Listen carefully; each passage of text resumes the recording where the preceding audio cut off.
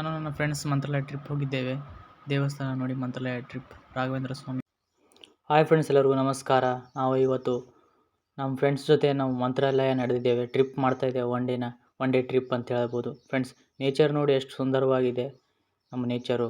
ಆ ಟ್ರಿಪ್ ಹೋದ ಮಧ್ಯದಲ್ಲಿ ರೋಡ್ ವಿಡಿಯೋ ಮಾಡ್ತಾಯಿದ್ದೇನೆ. ಮತ್ತು ನಾವು ಮೊದಲನೇದಾಗಿ ಆ ಮಂತ್ರಾಲಯ ಟ್ರಿಪ್ ಹೋಗುವ ಸಂದರ್ಭದಲ್ಲಿ ಗುಂಪಾ ಎಂಬ ಒಂದು ಟೂರಿಸ್ಟ್ ಪ್ಲೇಸ್ ಥರ ಒಳ್ಳೆಯ ದೇವಸ್ಥಾನ ಇದೆ. ನಮ್ಮ ಸ್ನೇಹಿತರು ಮೆಟ್ಲತ್ತಾ ಇದ್ದಾರೆ ದೇವಸ್ಥಾನ ನೋಡೋದಕ್ಕೆ. ಭಾಳ ಸ್ತಂಭ ನೋಡ್ರಿ ಫ್ರೆಂಡ್ಸ್, ಒಳ್ಳೆಯ ಸ್ತಂಭ. ಈ ದೇವಸ್ಥಾನ ಹೆಸರು ಸೇವಲಾಲ್ ಅವರಿದ್ದಾರೆ ದೇವಸ್ಥಾನದಲ್ಲಿ. ಫ್ರೆಂಡ್ಸ್, ಒಳ್ಳೆಯ ದೇವಸ್ಥಾನ. ನಮ್ಮ ಕಡೆ ಫೋಟೋಶೂಟಿಗೆ ಒಳ್ಳೆಯ ಫೇಮಸ್ ಅಂತ ಹೇಳ್ಬೋದು ಫ್ರೆಂಡ್ಸ್. ಇದು ಮೇನಾಗಿ ಬೋರಬಂಡ ಎಂದು ಕರೀತಾರೆ ಫ್ರೆಂಡ್ಸ್. ಇದು ಪ್ಲೇಸ್ ಆಗಿ ಒಳ್ಳೆಯ ಪ್ಲೇಸ್ ಅಂತ ಹೇಳ್ಬೋದು. ಇದ್ರ ಪಕ್ಕದಲ್ಲಿ ಒಂದು ಒಳ್ಳೆಯ ಚಿಕ್ಕ ಬಾವಿ ಇತ್ತು. ಒಳ್ಳೆ ಸುಂದರವಾಗಿತ್ತು ಅಂತ ಹೇಳ್ಬೋದು. ಸುಂದರವಾಗಿತ್ತು. ಒಳ್ಳೆಯ ಬಾವಿ ಸಣ್ಣದಾಗಿ ಕಟ್ಟಿದ್ದಾರೆ ಅಂತ ಹೇಳ್ಬೋದು. ತ್ರಿಶೂಲಗಳೇ ನೋಡಿ ಫ್ರೆಂಡ್ಸ್, ಎಷ್ಟು ವ್ಯೂ ಚೆನ್ನಾಗಿದೆ. ಈ ದೇವಸ್ಥಾನ ನೋಡಿ ಬ್ಯಾಕ್ ಕಡೆಯಿಂದ ಒಳ್ಳೆಯ ಬ್ಯಾಕ್ಗ್ರೌಂಡ್ ನೋಡಿ ಫ್ರೆಂಡ್ಸ್, ಎಷ್ಟು ನೇಚರ್ ಚೆನ್ನಾಗಿದೆ ಅಂತ ಹೇಳ್ಬೋದು. ಒಳ್ಳೆಯ ವಾತಾವರಣ ಮಧ್ಯೆ ಗುಡಿ ಇರುವುದು ಒಳ್ಳೆಯ ಅನಿಸ್ಬೋದು ಫ್ರೆಂಡ್ಸ್. ನಮ್ಮ ಸ್ನೇಹಿತ ನೋಡಿ ಫ್ರೆಂಡ್ಸ್, ದೇವಸ್ಥಾನ ನೋಡಿ ಹೊರಡ್ತಾ ಇದ್ದಾರೆ ನಮ್ಮ ಆಟೋ ಹತ್ರ. ಅಲ್ಲಿ ಕೊನೆಯದಾಗಿ ಕಾಣುವುದು ನಮ್ಮ ಆಟೋನ ಫ್ರೆಂಡ್ಸ್. ನಾವು ಮತ್ತು ಶ್ರೀರಾಮ್ ಮಂತ್ರಾಲಯಗೆ ಹೋಗುವುದಿದೆ ಫ್ರೆಂಡ್ಸ್. ಮಂತ್ರಾಲಯ ಟ್ರಿಪ್ಪನ್ನು ನೋಡುತ್ತೇನೆ ಕೊನೆ ತನಕ ನೋಡಿ. ಹಾಗೆ ಬರುವುದು ಮತ್ತು ವಾತಾವರಣದ ವ್ಯೂ. ಇಲ್ಲಿ ಕೊನೆಯ ಒಂದು ಪ್ಲೇಸ್ನಲ್ಲಿ ಮಂತ್ರಾಲಯ ಹೋಗೋ ಸಂದರ್ಭದಲ್ಲಿ ಆ ಡ್ಯಾಮ್ ಪೈಪ್ ಹೊಡೆದಿತ್ತೇನೋ ಆಗಲಿ, ನೀರು ನೋಡಿ ಎಷ್ಟು ವ್ಯೂ ಚೆನ್ನಾಗಿದೆ ಅಂತ ಹೇಳ್ಬೋದು ಫ್ರೆಂಡ್ಸ್.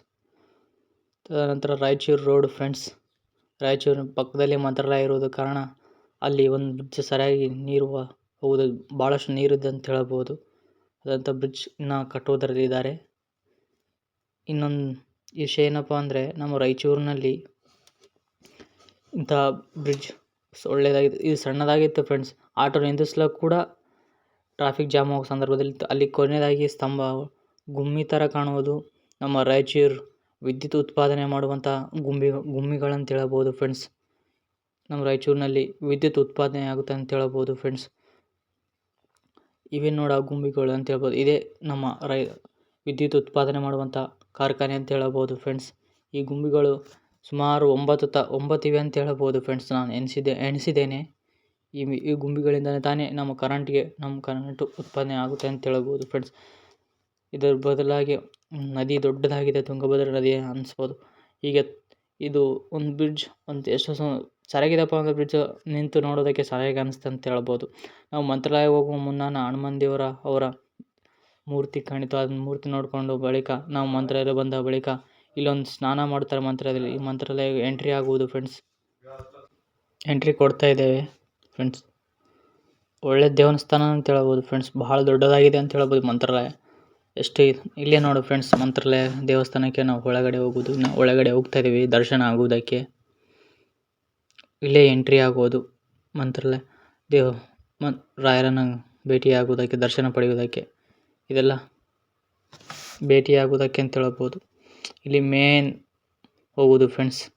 ಹೊರಟಿದ್ದೀವಿ ನಾವು, ಹೋಗೋಣ ಒಳಕ್ಕೆ. ನಾವು ಮಂತ್ರಾಲಯ ರಾಯನ ದರ್ಶನ ಪಡೆಯೋದಕ್ಕೆ ಇಲ್ಲಿ ಒಳಗಡೆ ನೋಡಿ ಫ್ರೆಂಡ್ಸ್, ಎಷ್ಟು ಸರಿಯಾಗಿದೆ ಅಂತ ಹೇಳ್ಬೋದು. ಹಾಲ್ ಎಷ್ಟು ಚೆನ್ನಾಗಿದೆ ಅಂತ ಸಿಸ್ಟಮೆಟಿಕ್ ಅಂತ ಹೇಳ್ಬೋದು ಫ್ರೆಂಡ್ಸ್. ಚೆನ್ನಾಗಿದೆ.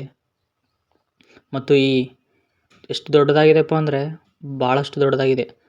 ಜನಗಳು ಎಷ್ಟೇ ಬಂದರೂ ಕೂಡ ಇಲ್ಲಿ ನಾವು ಒಳಗಡೆ ಎಂಟ್ರಿ ಆಗಿದ್ದೇವೆ ರಾಯರನ್ನು ದರ್ಶನ ಪಡೆಯೋದಕ್ಕೆ. ಒಳಗೆ ಈ ಥರ ಸಾಲುಗಳಾಗಿ ನಡೆಯಬೇಕು ಫ್ರೆಂಡ್ಸ್. ರಾಯರ ದರ್ಶನ ಪಡೆಯೋದಕ್ಕೆ ನಾವು ಬನ್ನಿನಿಲ್ಲದೆ ಹೋಗ್ಬೇಕು ಫ್ರೆಂಡ್ಸ್ ಅಂತ ಅಲ್ಲಿ ಹೇಳ್ತಾರೆ ಫ್ರೆಂಡ್ಸ್ ಅವರೇ.